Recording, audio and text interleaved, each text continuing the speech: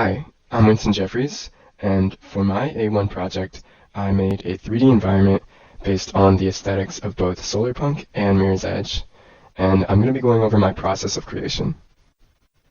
So for my workflow, I use ChatGPT for design ideation help, and also ChatGPT for image generation. I had a little trouble with image generation limits with ChatGPT, so I did try Google Gemini, but it kind of sucked. For 3D model generation with AI, I used a tool called Hunyuan 3D by Tencent. Originally, I explored another tool called Flow 3D by Kadim, but it was blocked by a paywall. I chose Hunyuan because it was free, and people online said it was good. And finally, after that, I used Blender for just assembling the entire environment together and rendering a couple images. From the start, I knew I wanted to do something that had to do with 3D design, probably an environment. And I had a general idea in my head, just considering like the Solarpunk and Mirror's Edge aesthetic. So I started with ChatGPT, just writing to help me ideate. And I do have familiarity with large language model used for writing, not as much with image making, but I was pleased with the results. And ChatGPT did have nice interpretations of my prompts. It matched the overall design aesthetic and video game inspiration that I was drawing from. AI 3D generation was completely new to me, but it was pretty intuitive to figure out. Basically, I fed the pictures from ChatGPT into Hunyuan 3D, and this tool's workflow was basically 2D image converting to a 3D model. And for the best results, images inputted needed to have multiple sides in view, so the AI tool had clear details to work with and little to interpret.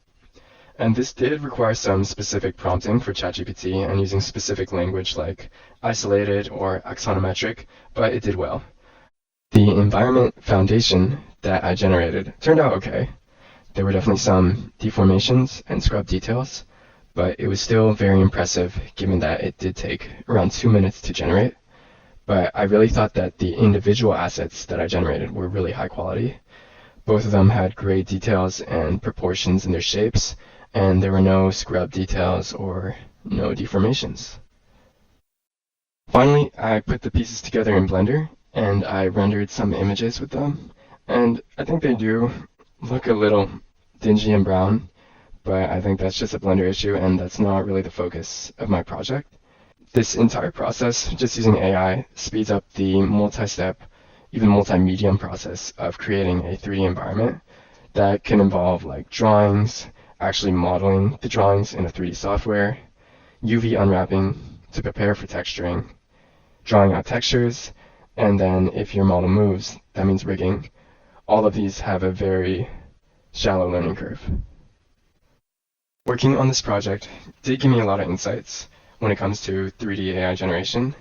I did learn that there are still some technical limitations today, like how all of my models have very high poly counts, which is pretty bad for performance, especially in live simulations or video games. When it comes to the creative side of this, I do think that AI tools like this can help eliminate complex multi-step processes of designing a 3D asset, and I think it can also help people explore new ideas while not having to spend a ton of time learning new techniques or these complex programs. As for cons, I think that understanding techniques and 3D programs means also knowing 3D fundamentals and knowing what makes an asset good or not. And with AI to help bypass these steps, there could be a possible influx of low-quality 3D assets. Another thing is that we know that with AI image generation, there is a certain level of homogeneity. I think that those without a lot of artistic experience, or even those who are just replicating my workflow, could end up creating a lot of homogeneous slop when it comes to 3D asset design. Overall, I enjoyed being able to learn this tool. It was exciting to see how fast it could really create fully textured models, and I'm also excited for the future, just to see how it progresses. Thank you for watching.